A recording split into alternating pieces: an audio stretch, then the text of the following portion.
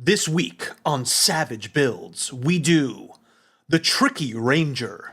Hit it, Carl. Savage World, one of the best games today.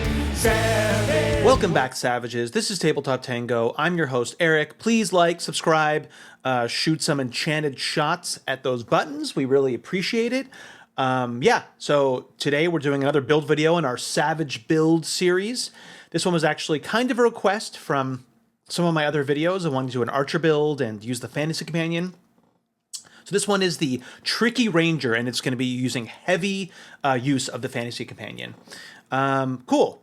So let's just talk about some of what we're doing with the build, kind of the same framework that I normally go by. I'll get OBS up. Here we go. Cool. Okay. So as you can see, the genre setting we're going for is fantasy, and we're using the fantasy companion. Our main goals is going to be damage. That's mainly utilizing assassin and later sneak attack, as well as poisons. Also, we're going to control and debuff with tests, powers, and poisons. Our minor goal here is kind of a wilderness expertise focus. Now, because this is a fantasy game, this just makes sense. My last sniper character, this is very, very different than the sniper character that I did before, where, you know, it was all about getting as much damage, getting one shot, one kill, and kind of being stationary and being kind of more of a thief. This one is leaning to the fantasy and tons of wilderness options and being kind of the wilderness scout and being the survivalist, right? So that's our minor goal, but that will actually help us with some other things too. The main drawbacks here, just kind of like a lot of some of the other range builds, are usually low defenses at first, and it takes some time to actualize, like any martial build. Or most martial builds really take seasons, and you kind of have to be at the end of season where things kind of finally come together as far as your combat potential. The strategies that we're utilizing here is we're using tests and other stuff to proc vulnerable and distracted, and this is to activate extra damage and control, and we're using tests and powers and poisons here for that. You can say utilizing contact and injury poisons for control, and mobility is going to be important. So the cool thing about this one compared to the sniper character, where you can move around a lot and you can move and fire. We're not using marksman at all. So that just gets, when you're playing, you just have mobility as you want to be utilizing your mobility. Also alpha striking, because we'll be very stealthy, specifically in the wilderness sections. Cool. All right. Let's talk about our, here we go, Tricky Ranger. All right. So let's start with our ancestries. I mean, usually human's going to be, most of the builds we always do human, but I want to call out some of the other races, ancestries from the fantasy book. So anything that gives increases to agility, we're going to want high agility for this build, obviously. So elves and half-elves, or anything with like an essential skill boost, like stealth, etc. Flight is a very interesting ability. So I believe in let's actually get the fantasy companion up here a little bit. There we go, fantasy companion. Here we go. The avians, yes, the avians have some flight. So obviously, flight is an interesting ability with ranged attacks. Being able to kind of be out of the way of being marshals and be able to ignore like certain cover, right? But I also think one of the standouts for me is actually the goblins. Very interesting choice here too. So let's actually take a look at these goblins. So the goblins, they're just a really good mix of abilities. You get infravision, which can be really cool in a fantasy setting. We don't have things like flashlights. I mean, we have powers, but infravision is really cool. They do have the mean hindrance, which subtracts 1 for persuasion rolls, but it kind of leans in if you want to do some more testing with intimidation. You can take there's an intimidation edge that gives you a bonus. I can't remember what it's called off the top of my head, but you need mean is one of the prerequisites. There's a couple of other hindrances that you could take. They're short, which is not a big deal. Again, we're kind of not the best defenses. They get sneaky, so they get that bonus to stealth. And they get a free novice edge, just like humans. So really, really cool option. I mean, a goblin is probably the stronger option than a human, just overall. Maybe the mean is kind of making it more specific, but you can kind of play around with that. I mean, maybe they're not necessarily mean, they just kind of come off as gruff, right? There may be goblins that they maybe lived among humans, but they're just very gruff and they don't have the best social skills, right? But they can kind of scare people because they're a hard ass. So goblins are a really cool option here. Okay, as far as attributes, we're doing a big spread here. agility would normally start at a D6. So D6 agility, smart, spirit, strength, and vigor. So 5 points across the board. We need this spread because, anyways, it's prerequisites for edges and gears, why we need this spread.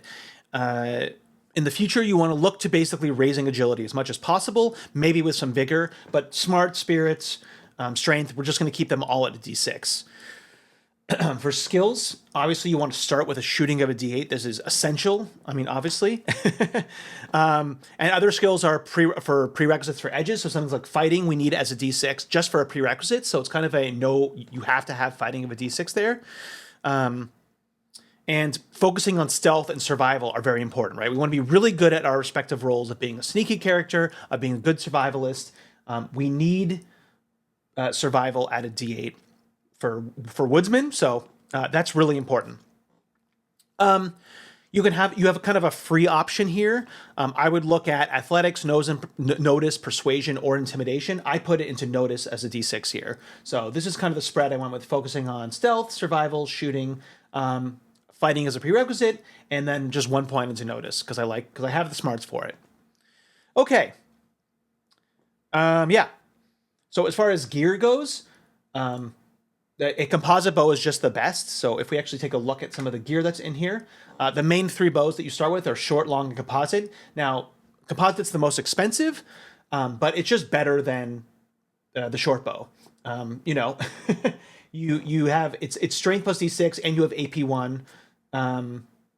And with the longbow, you would need a higher strength, right, of a D8, and I really don't want to have to invest that just to get a little bit better range. So for me, the composite bow by far takes it.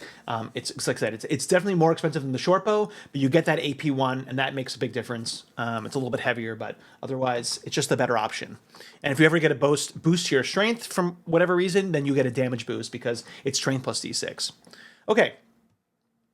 Your standard armor, you were going for, I believe it's light armor. So torso armor is the preferred armor, of course, and then I would say follow up with the head. You can see here that the shirt gives you torso and arms, so you're pretty much good, like 100 for that bow, and then 30 for most armor. You're left with a bunch. I mean, you only have $300, much like, I think the Science Fiction Companion, no, not the Science Fiction, sorry, Savage Pathfinder also has, you start with 300, not 500, but you have plenty of money to buy other stuff. And what you want to focus on after that is just some, you know, packs. There's all these different like packs, like Dungeoneering pack and whatever, Alchemist pack, things like that. And maybe some stuff like, you know, climbing gear or a compass, things like that. You also want to be able to buy some poisons. Now, let's actually talk about poisons. So when I brought up before that we're using, oh, there's a siren. I actually live right next to right near a fire station, so that happens a lot. Anyways, so poisons are going to be a big part of our kind of kit. Again, I said we're doing like tests, and we want to be doing stuff with powers that we'll be eventually getting, and poisons are part of that. They expanded greatly, like actually gave specific poisons in the core book. It's very they didn't actually give any like specific poisons with like cost or anything or any way to make them. But this one in the Fantasy Companion calls out, as you can see. So here, the first thing is about crafting poisons. You can craft your own poisons, and you can use alchemy, healing, or survival skill in D6 hours of preparation per dose. A critical failure results in you poisoning yourself. So that's not good. But now, okay. Again, we're focusing on survival as part of this character. So this just completely, this is like a double, right? We're getting this as a bonus that we don't have to use alchemy. We don't have to use healing. We can use our survival, which is absolutely awesome. Now, whether woodsman, which is something that we're going to want, applies to crafting, you know, on things like arcane skill rolls. I've talked about in my last, in the Science Fiction Companion, where you can't use Scholar, or things like Mr. Fix-It on repair rolls if it's an arcane skill. I think the intention for a lot of those are for the main skills like fighting and shooting and like arcane skills. Those pluses are really big deals. But for woodsmen, I mean, it's not just about knowledge, right? When you're using woodsman, that's for tracking, that's for building shelters or for setting traps, things like that. So it should absolutely apply for poisons, in my opinion. Your game master might disagree, but I think it just applies. So that actually makes a survivalist, the kind of best person to actually craft poison. The healer could take the healer edge and they'll get rerolls, but if we, when you're looking at edges, +2 is always superior to free rerolls, and then rerolls are superior to ignoring penalties. So +2 is really good here. Excuse me. When we're talking about poisons, the ones, excuse me, the ones that we want to focus on are contact and injury poisons. So you can see here, there's a bunch of different ones. Let me actually make sure OBS is picking this up all. Yeah, okay.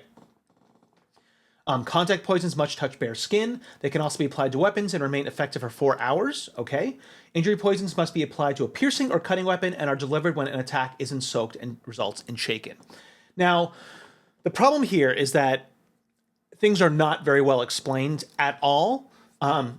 Firstly, we can see with contact poisons, like, what does it all mean as far as just touching skin? I mean, obviously, if you do a touch attack with one, that would probably work, I would say. But otherwise, if it's on the weapon, what does that mean? Well, when we actually look at the poison section from Suede, they do talk about that it has to come in contact with poison, at least a shaken result if an attack.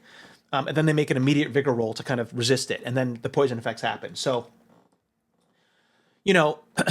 you could maybe read this as, I hit him, but they didn't do any damage at all, didn't shake, but then the poison effect should still apply. I'm under in my opinion, you still have to shake or injure somebody to actually have it go on.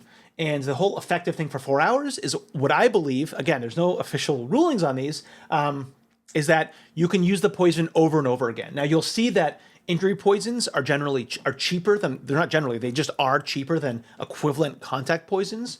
So really you're looking here that contact poisons, once you put it on a weapon, it should just last for 4 hours, means that it can be used over and over again. They even talk about that a being can't be forced to resist the same type of poison more than once per round. So that means if you can do it if you have like frenzy, if it's on a sword, then you can't get it like twice. It only is once per round. That's what makes me believe that's how the rules are. And with an injury poison, it's kind of like once it works, it's done, right? There's other things that are confusing here. Is they don't talk about whether it's an action or a free action. I mean, I'm assuming it's an action to put it on. They don't talk about how actually long it lasts for the other poisons. Like an injury poison is applied to a weapon, but how long does it last? So this could be different from your game master. How I would rule it is that injury poisons still last for 4 hours. They're just a one and done thing, where contact poisons last for 4 hours and they can be used as many times within that 4 hours, but only once per round per creature.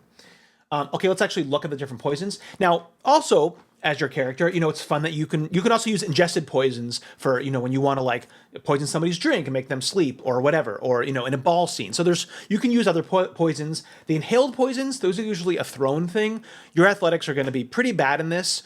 So I wouldn't recommend that because you don't want to miss and hit your party members. So mostly we're focused on contact and injury, maybe with some ingested poisons for fun. So we're going to skip those ingested and inhaled ones. Let's actually talk about the injuries and contacts. So first we have giant snake venom. That's lethal. It's 400 gold though. Now again, I don't know. It depends on your game how much money you're getting. Let's actually talk about what lethal does. So lethal is they're stunned. They take a wound, 2 with a critical failure on the resist check. And then it says, and they perish in 2d6 rounds. So very powerful option, but it's not always the best as far as in combat. 2d6 rounds, it could be 12 rounds. That's way longer than actual combat. But you are just automatically stunning them and wounding them, which is good. But it is expensive at 400 gold. Oh, one other thing I want to talk about is with the crafting, you can also built in a stronger poison, which means that the vigor roll to resist the poison is made at a -2. This increases the time by 2d6 hours. That's not a big deal at all. Usually when you're crafting, you have tons of downtime. So, an extra 2d6 could be a lot, but it could be nothing, could be an extra hour, right? And then paying the full cost. That's where probably it's the most prohibitive, is that instead of half cost, it's the full cost. So yeah, the 400 for giant snake venom. Then we get into goblin poison, and that's disabling agility. Now, disabling is a new poison that they created. If you can see up here, that's the disabling. It basically is reducing a die type if they just normally succeed, or on if they critically fail, then it's 2 steps down, right? So if they have a D8 agility, it goes down to a D6 or a D4 if they critically failed, and that lasts for 30 minutes. Now, these are just okay. The goblin poison on the disabling one is better compared to the other disabling one. It's only 150 gold, and it's an injury one. Again, so that's kind of like one or done. Disabling the agility, that just kind of weakens it for if you're doing a test against them, like with your bow, right? Shooting versus agility. or if somebody else that does AoE attacks. But generally, I probably would stay away from this. What we really want is the paralyzing effect. Those are going to be your bread and butter for this build. So we have the green slime extract, that is the contact one. That's 200, and it's paralyzing. What paralyzing does, we can see here, is it treats as stunned. And if there's a duration, that means they can't even make any rolls, but there's no duration here. So it's just that basically they become stunned, and then on their turn, they get a free roll. Why paralyzing is so good, besides just being a condition that they can't do anything, right? And they're distracted and vulnerable, is that they're vulnerable, right? And we're going to be using sneak attack and assassin in this build, which means we're going to be getting extra damage when things are vulnerable. So this is just another way to proc that. Also, stunned is a really good control condition. So again, this is kind of leaning into your damage and your control. Now it's a contact at 200. So with the contact poisons, it's probably better that you actually give this to, if you have a melee character with you, give that to them and then go after them. And if you have a higher initiative than them, go after them and make sure, because their sword will hit over and over again. Now, I'm assuming you can apply this to your arrows, right? And if you can recover that poison arrow, you might be able to use it again, but with recovering arrows, usually it's like half, and the game master might say, okay, that's the time you can't use it or not. So generally, it's better to use your more expensive contact ones, give it to a melee person so they can just kind of use it over and over again. Then we have the Medusa's Blood, which is disabling vigor, which is the contact poison. Again, that's even worse than the agility one. I just wouldn't go for this. It does lower their toughness, but you're talking about 1 or 2 points. It's just not that. It's just not enough, to spend the action and the money and everything. It's just not worth it, in my opinion. And then finally, we have paralyzing, an injury poison, the wyvern poison, which is 100, so it's half the cost of the contact again. So you're saving half the cost. Yeah, this is the one that I would mainly use for myself. I would, again, if your GM lets you kind of stay poisoned for a couple hours, that means you can. What I would say is basically have some of your arrows with a different fletching color. The feathers, have them be a specific color, so you can kind of tell. Okay, I make a couple of those my poison arrows, and then I know which one, when I'm pulling it out of my quiver, I know which ones are the poison ones because they're a different color feather, right? That's how I would flavor it. Now, again, you can affect the strength here. So for a -2 paralyzing poison, right, it's 100 gold, and for just a normal contact poison, it's 100 gold. So I definitely would make a bunch of strong ones too, of the wyvern poison for myself. If you can afford it, absolutely make a strong one with the green slime extract. But again, it's up to your gold. I think it's better probably to have a couple of -2s in there of the wyvern poison to use against a more powerful boss to make sure that effect goes off. And then probably I would save my money and just make normal ones for a melee character who can kind of just do it over and over again. But if you can afford it, that would be good.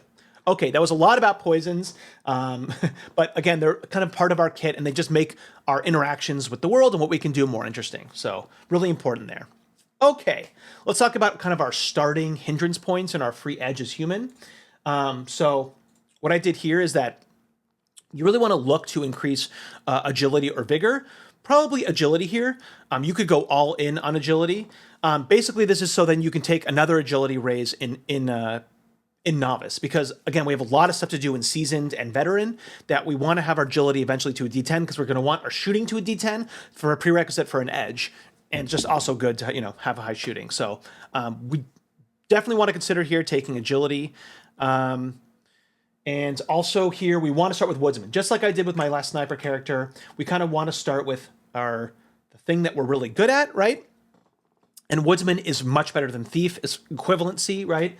You get a +2 in survival and a +2 to stealth rolls in the wilderness. So this is a huge bonus to 2 different skills, and that both do different things, and will really cement our role as kind of that scout and the survivalist in a game. And we can kind of just keep those things at a D8 and just be good, right?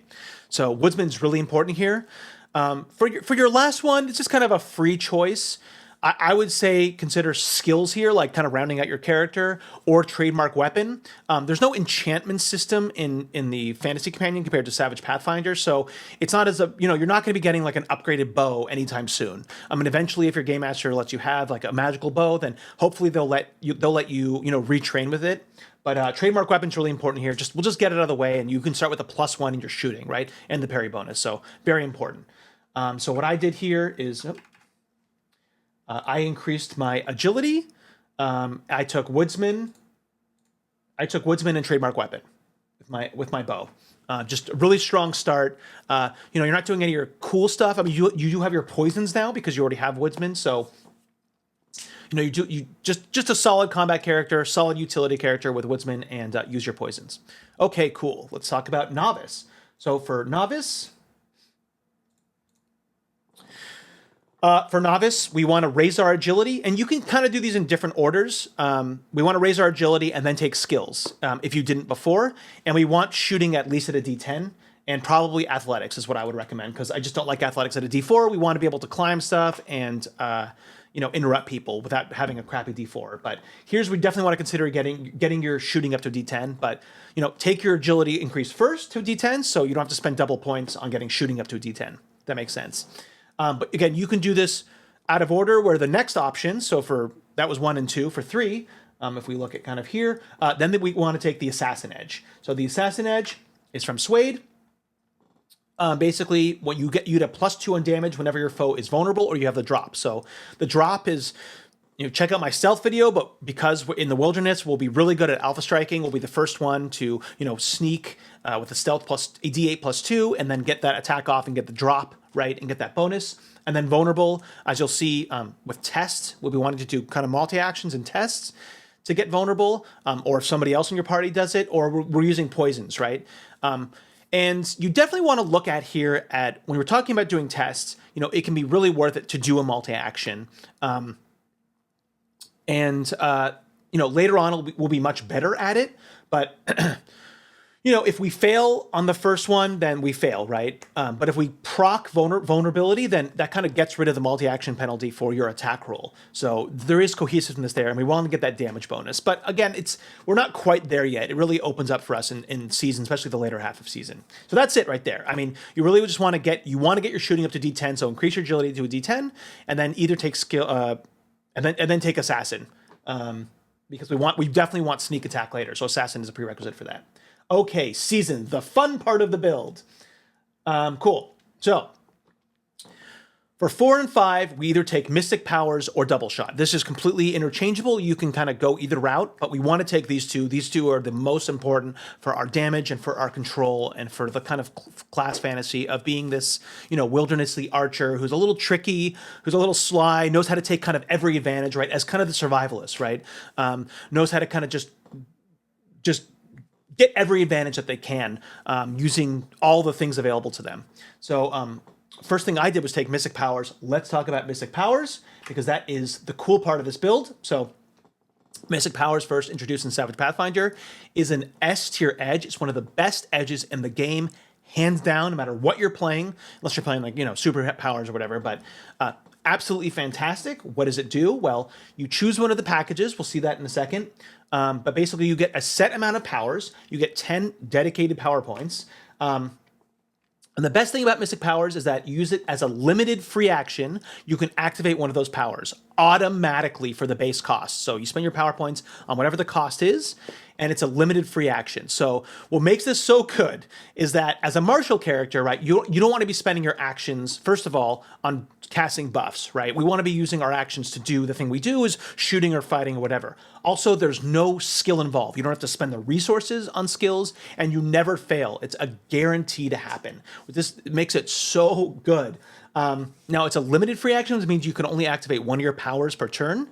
And you can't then cast these powers as actions. They're just limited free actions, but that's, not big of a deal. The edge is so powerful.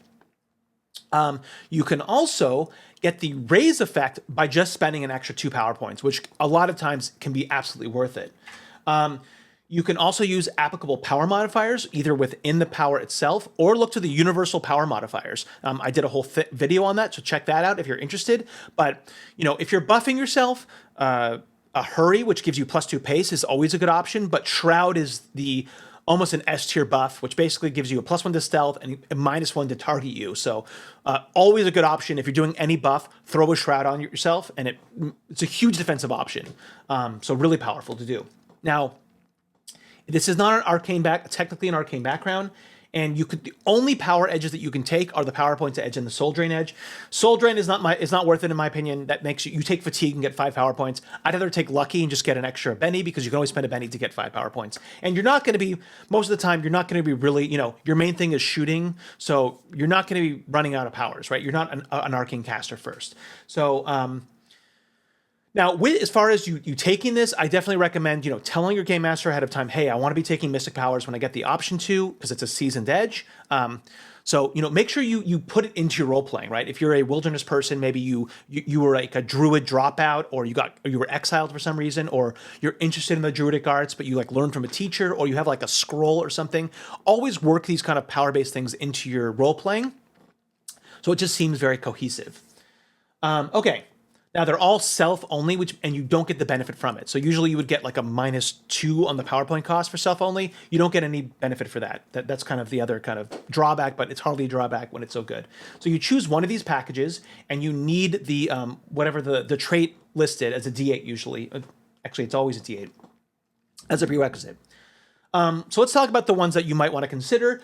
Barbarian is actually not a bad one for a ranged character, mainly because, the boost trait is kind of whatever. That's not what important here. The main one here is, besides Smite, gives you a good damage bonus, but the main one here is by far Speed. Speed is one of the best buffs in the game, and when it's a Mystic Power buff, it is S tier again. I'm using S tier a lot, but I can't... Speed in Mystic Powers, like the Monk for Savage Pathfinder, is one of the best abilities in the game, mainly because of the quickness modifier, which for an extra 2 power points, you ignore 2 points of penalty, just ignore the multi-action penalty, 1 multi-action penalty per round. So that basically means that you can do 2 actions per turn with no multi-action penalty, which is absolutely humongous, especially for marshals, because with casters, they have to spend resources to do their main thing, so it's not quite as good, but for marshals, it's absolutely fantastic. So, the Barbarian needing a Strength D8, that's not horrible for an Archer, because as you see, the bow that we have, that actually increases our range damage. So it's not actually a bad thing to have. So Barbarian is a really strong choice, and the mobility of Speed is fantastic. Next up is Fighter. We would need Fighting of a D8, which is unfortunate, but you're already kind of at D6 for having the Assassin edge, but it does give you boost trait for shooting. It also gives you Smite and Protection. So a really solid kit there, right? You have a buff to yourself, a defensive buff, and then you also get Smite for your offense. Monk isn't great here. There's nothing really for you. Paladin, healing is a powerful option to have, but doesn't really fit what we're going for. And then Rogue has some cool options, but, you're not the thiefy character, right? Of course, what we're taking here is Ranger. It's called Tricky Ranger. So Ranger gets Beast Friend, which is... most of these only have 3 options, so Beast Friend is actually the 4th option here. So it's just kind of a fun... I love it here because it goes into our class fantasy of, being able to control animals, maybe being able to talk to animals, which is a good way of getting information. Again, it's really increasing your utility, but it's also, again, Rogue and Ranger are the only ones with 4 options here, so... it's kind of a bonus for me. We get boost trait, athletics, shooting, and survival. Obviously here, shooting and survival are big ones. And if you have shooting of a D10, that means if you do the raise effect, which gives you 2 boosts, then you're actually having a shooting of D12 plus 1. And the D12 is not as important. It's that plus 1 that you get from boosting it twice, which is, fantastic. We want static modifiers, positive modifiers when we're doing shooting. And then we get Farsight. I'm skipping over one right now, but we get Farsight, which...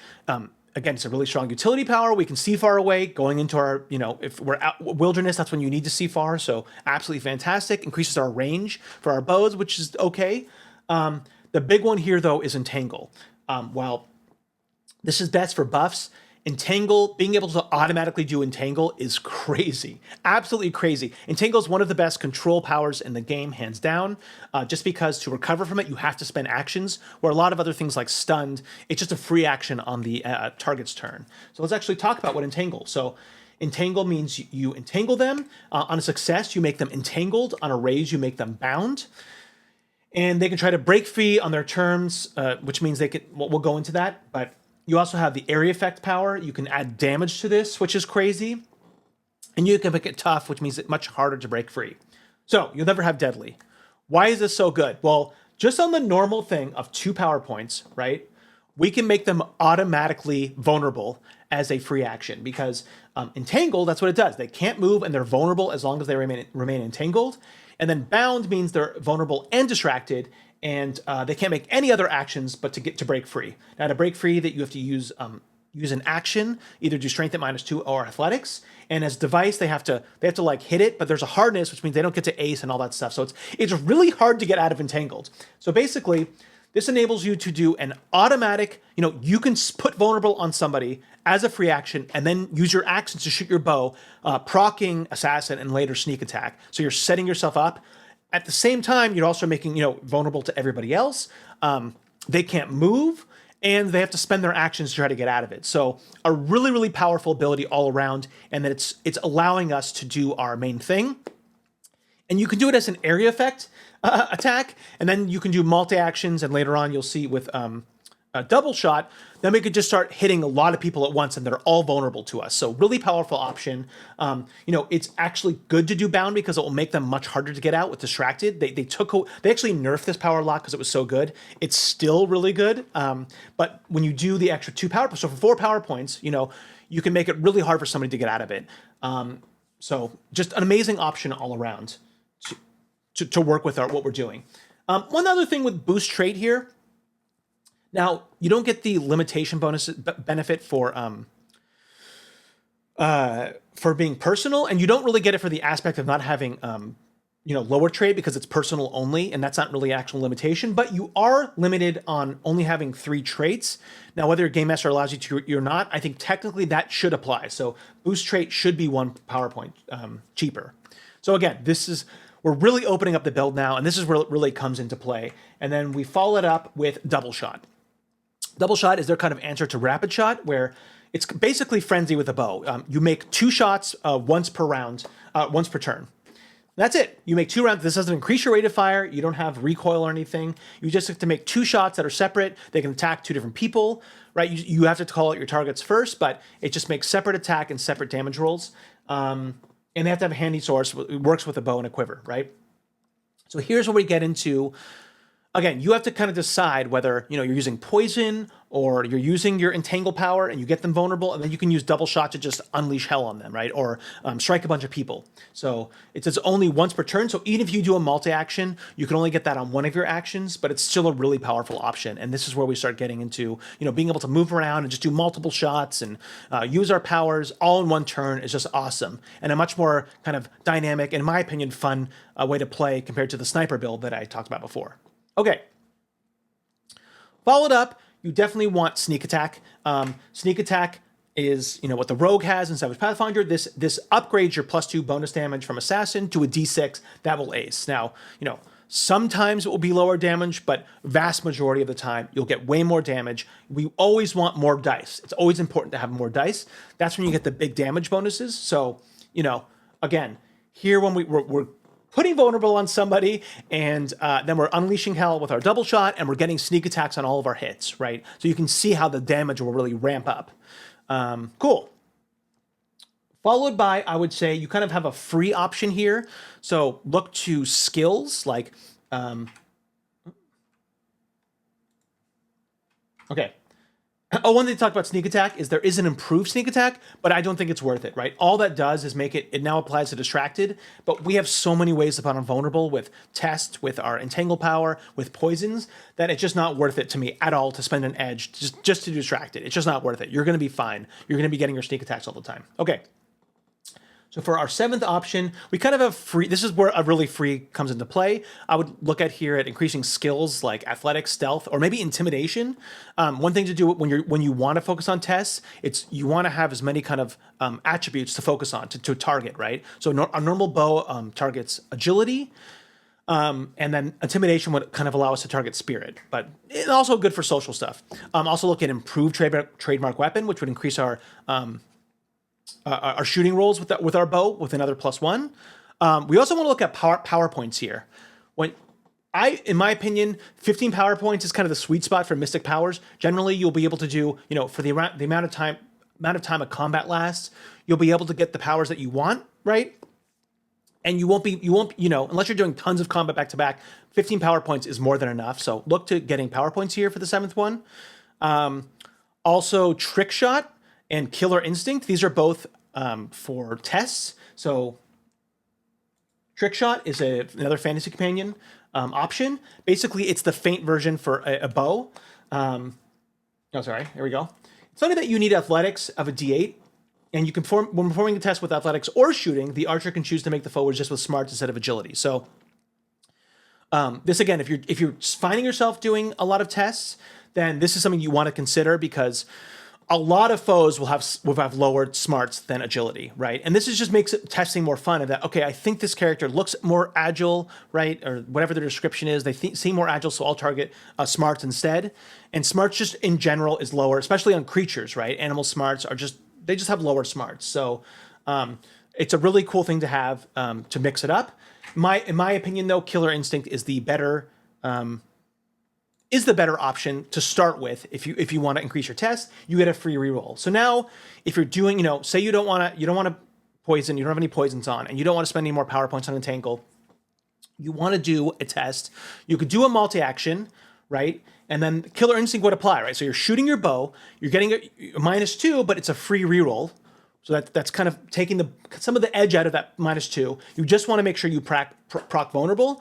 And then when they're vulnerable, right, you're eliminating the multi-action penalty for your next action where you're doing your double shot and you're still getting sneak attack. So that's the kind of cohesiveness that we're talking about. And Killer Instinct is definitely better than Trick Shot as far as what you want to focus on. So those are two options. The other options here are quick. Initiative is really important, right? Especially if you give poison to one of your melee characters and you want to make sure you kind of have the option to go right after them so you can get the shots off on the enemy being vulnerable, right? Also, dodge and extraction, of course. These are common for ranged characters, especially as defensive options. On this build here, I went with quick because initiative is so important. Okay. Now, I did make a heroic version, so we're going to talk a little bit. We're not going to go through it step by step, but when you get into veteran, basically what you want to focus on here is what your game has been going, right? Because so many Savage World games are so different. So if you find yourself that you like testing a lot, you like mixing that up with your powers and with your poisons, then focus on Killer Instinct and Trick Shot. If you're getting attacked a lot, focus on dodge, extraction, improved extraction, right? If you're using a lot of powers, then you get power points now. So what I went with is Killer Instinct and then dodge, and then Trick Shot, and then power points. This is kind of a mix of, I want some defensive options, but I also like testing. And yeah, so that's the mix there. When you get to heroic, I have to talk about this, is when we have improved double shot. So improved double shot, much like improved frenzy. There's the free options before, so if you want to look at that for a second, you can pause, and if you want to look at the options for the free pool. Okay, improved double shot, just like improved frenzy. Now you can now do it for 2 of your actions per turn. You can use double shot, so that's like 4 arrows per turn, right? So not only does this now output a ton of damage when you're doing it with Entangle, right? You can entangle one person and get 4 sneak attack, sneak attack empowered shots off on them. Also, or you just get 4 different creatures if you're doing an area effect, right? This also actually increases your testing a lot too, because with test, if you say you don't want to spend power points, you want to do a multi-action to kind of test. Now, whether getting somebody vulnerable and getting your sneak attack procced is technically in the white room, does more damage than just doing 4 shots on somebody. Whether what does more hits and more damage, I don't have all the math. My gut though is actually doing the test is better because you're also vulnerable. Your other party members can hit them. Also, you might be able to become distracted, or if you're doing creative combat, there's some other cool options. So I just think that's the more fun way to play. The cool thing about doing improved double shot, as far as your accuracy goes with doing tests, is that when you're doing a test, now we have a whole video on doing tests. So if you're interested in actually doing test gameplay, go check that out. But one of the cool things about in tests, whenever you're using additional dice, whether it be rate of fire or things like frenzy, you take the highest as your test total. So if you're doing a multi-action with improved double shot, your first test one, again, you have that -2, right, for your multi-action penalty, but you make 2 shots and you keep the better. You can't split these up. You can't test 2 people at once, but makes it much more accurate by being able to do 2 dice at once, just keep the better, especially if you're doing those free rerolls. And then you get the next action to do 2 shots on the vulnerable. So yeah, heroic, you definitely want to improve double shot. Further on the build, just, at that point, you're pretty good. I would look to kind of rounding out your character, maybe taking out more skills. increasing your shooting, right? There's not going to be a ton of options for you as far as damage goes now. But all those free options I talked about before, you want to focus on. But yeah, there's the build of the Tricky Ranger. I hope you guys liked it and got something out of it. Again, please like and subscribe. And yeah, happy gaming. Savage World, one of the best games today. Savage World, Benny, enhance my play. Oh, Savage World, different setting.